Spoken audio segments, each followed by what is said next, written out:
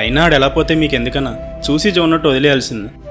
చిన్నప్పటి నుంచి తెలిసినోడే కదరా, అలా ఎలా వదిలేస్తా? అన్నాడు చిన్నప్పట్లో లేడన్నా. మాటి మాటి పొజిషన్ అన్నయ్య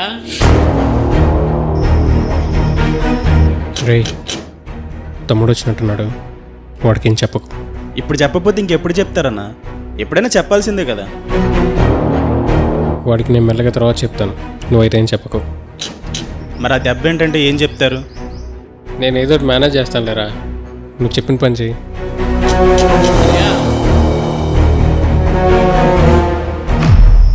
రేయ్ రారా, అరే నువ్వేంటి ఎక్కడున్నావు?